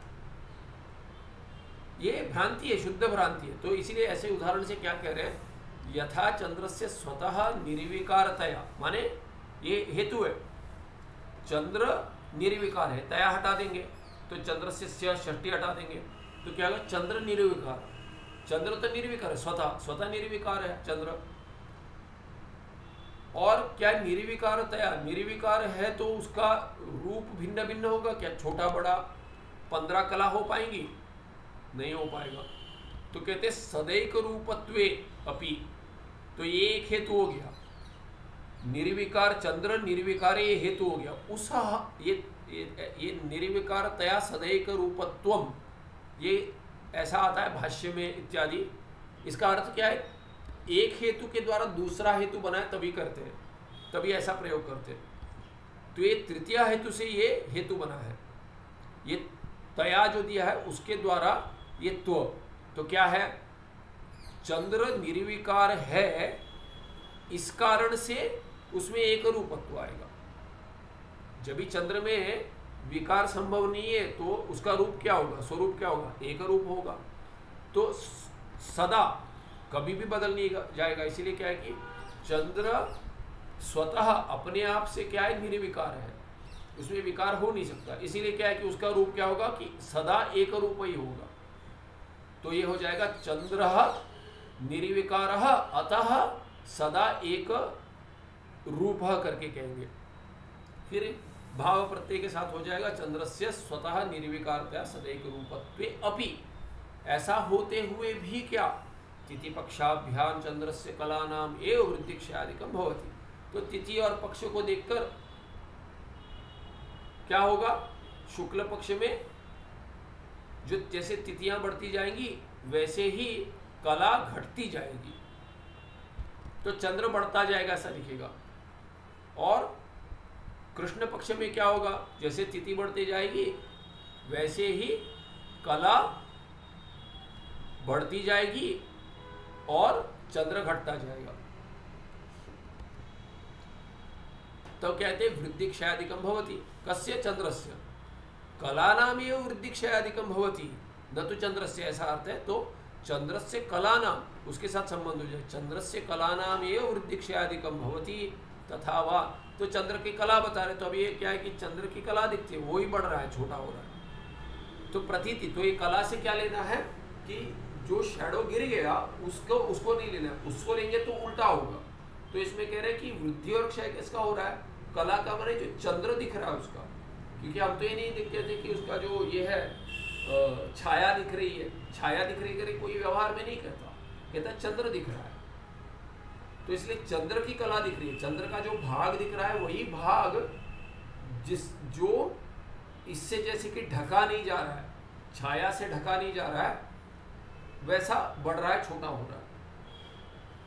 तो यथावा, दूसरा उदाहरण देते हैं, यथावा सदा वृक्ष से एक रूपत्वेपि तत्फलादीनामेव जन्मादि विकारो जायते। और कहते हैं वृक्ष तो वैसा ही है, पर क्या होता है उसके फल जो है वो फल आ रहे जा रहे। अभी आम्र फल का ये चल रहा है कि आम मिलता है अभी, तो इस जैसे कुछ महीने अभी आम मिलेगा तो आम्र वृक्ष में आम आ जाते हैं, फिर नहीं रहेंगे। वृक्ष रहेगा कि नहीं रहेगा, तो कहते हैं वृक्ष तो रहेगा, वृक्ष तो वही है, जब तक काटेंगे नहीं, टूटेगा नहीं, तब तक वृक्ष तो वैसे रहेगा। तो वृक्ष का तो एक ही स्वरूप है। कहेंगे बचपन में जो वृक्ष था वही वृक्ष है, ये कभी छोटा था अभी बड़ा हो गया, वही वृक्ष है। तो वृक्ष एक होता हो भी क्या है कि उसके फल इत्यादि से क्या होगा, फल का जन्म होगा, माने फल आएंगे, फिर फल बड़े होंगे, पक जाएंगे, तोड़ेंगे नहीं तो गिर जाएंगे, सड़ जाएंगे। ऐसे क्या होगा कि तथा स्वयं निर्विकारे अपि कूटस्थ चिन्ह मात्रे प्रत्यगात्मनि देहादीनामेव जन्मादि षड्विकार रूप परिणाम हो जाए। तो फल आदि कह दिया, तो फूल निकलते हैं, पत्ते, अभी वर्षा होगी तो पत्ते भी हरे हो जाएंगे और निकलेंगे। वृक्ष तो एक ही है, पर ऐसे लगेगा अरे अभी तो बढ़ गया पेड़, थोड़ा काटना पड़ता है। इसलिए अभी शहरों में क्या करते हैं कि ऊपर से बिजली की तारें चल रही हैं, जहाँ पे अंडरग्राउंड नहीं है, ऊपर चल रही हैं। तो पेड़ जो वर्षा में बढ़ जाएंगे या वर्षा में गिर जाएंगे तो उसको काट देते पहले कि बिजली में उसके तार पे गिर जाएगी, वो बिजली चली जाएगी, उनको काम बढ़ जाएगा। तो पहले ठीक ठाक जो काम करते हैं वो क्या करते हैं, आकर उसको पहले पेड़ जो उस पे आ रहे हैं वो सब काट दे, डालियाँ काट देते हैं। तो उसके बाद फिर बढ़ जाएगा, वर्षा आ जाएगी फिर बढ़ जाएगा। आप काटते रहो, अगर जीवित है तो बढ़ जाएगा पेड़। सभी नहीं, पेड़ जो है जिनमें ऐसी क्षमता होती है केवल पानी से जिनको सत्व मिल जाते हैं वो बढ़ जाते हैं। तो फल तो एक ही है, किंतु क्या है कि जैसे पेड़ तो एक ही है, वृक्ष एक ही है, पर जैसे फल आते, पत्ते आते, नई शाखाएँ आती है, डालियाँ आती है, और जैसे फूल आते तभी कहते हैं कि अरे वृक्ष तो बढ़ गया। वृक्ष तो एक ही है, पर किसमें विकार आ रहा है, वृक्ष में विकार हम आरोपित करते हैं। वृक्ष तो एक ही है, उसके भाग में वस्तुतः ये क्या है कि उदाहरण में तो वृक्ष में बदलाव आ रहा है, पर उदाहरण उतना ही लेना है जितना ये सीमित उदाहरण है। तो कहते हैं तथा स्वयं निर्विकारे भी कूटस्थ चिन्ह मात्रे, चिन्ह मात्र जो कूटस्थ चैतन्य, और चैतन्य के साथ कुछ है क्या, नहीं, चिन्ह मात्र है, चैतन्य मात्र है, चिन्ह मात्र है, वो निर्विकार होते हुए भी क्या होता है, प्रत्येगात्मनि देहादिना, वही चिन्ह मात्र प्रत्येगात्मा भी है, अपना स्वरूप है। उसमें देहादीनाम एव जन्मादि षड्विकार रूप परिणामो जायते, तो निर्विकार होते हुए भी क्या होगा, देहादीनाम एव जन्मादि षड्विकार रूप परिणामो जायते तथा स्वयं निर्विकार देहादीनाम एव जन्मादि षड्विकार रूप परिणामो जायते।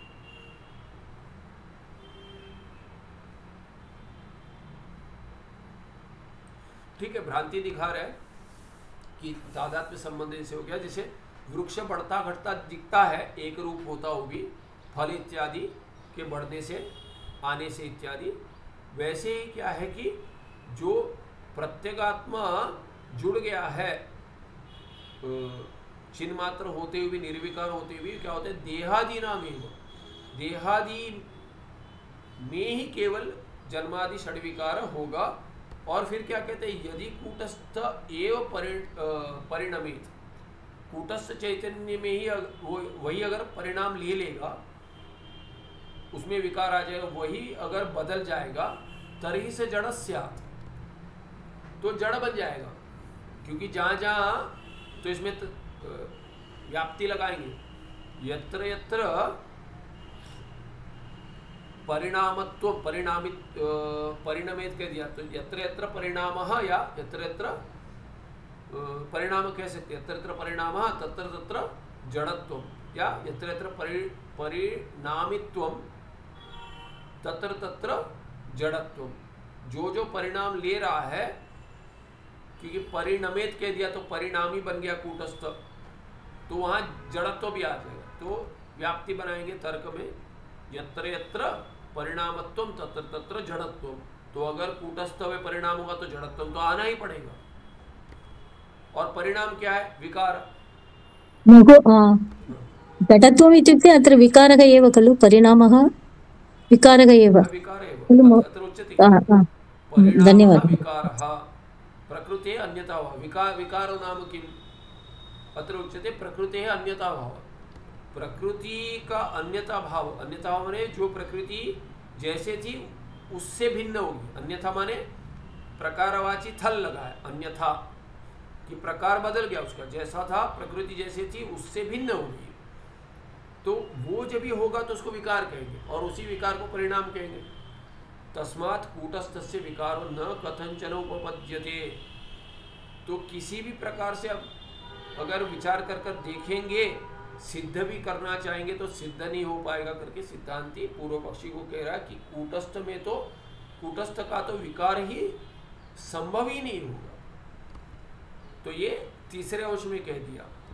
तो क्या मानकर चलिए, जब तक समझ में नहीं आता है कि बुद्धि में भी विकार संभव नहीं होगा, कर्तृत्व भोक्तृत्व नहीं हो, तब तक विकार तो बुद्धि में ही मानकर चलिए कह रहे हैं। तो ये हो गया 182 अंक, ये तो हमने समाप्त कर लिया था, उसके बाद हमने टिप्पण देखा था। तो 183 अगले पाठ में देखेंगे, वो होगा अष्टमी को, 29 को प्रयत्न करेंगे। तो ये अभी भी वो ये चल रहा है क्या कि जो घट का दृष्टांत लिए थे, घट का दृष्टांत लेकर घट में जो जल है, फिर मेघ का दृष्टांत लिए थे, अभी तक समझाया नहीं कि ईश्वर कौन है, पर उसके पहले जीव कौन है करके और एक पक्ष बताएंगे। अभी क्या कह दिया कि अंतःकरण में जो प्रतिबिंब हो रहा है चिदाभास, उसी को जीव कह दिया, और किसके साथ मिलाकर, चैतन्य को, कूटस्थ चैतन्य को मिलाकर। पर इनमें संसार कहाँ है इसकी चिंता हुई थी संदर्भ में, पर जीव किसको बताया है, अंतःकरण या बुद्धि सहित चिदाभास और कूटस्थ चैतन्य, तीनों को मिलाकर संज्ञा कह दी थी जीव की।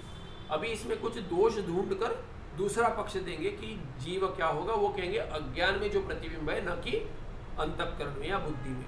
तो क्यों वो होगा, वो अगले पाठ में देखेंगे कि ऐसा पक्ष क्यों ले रहे, क्या दोष है।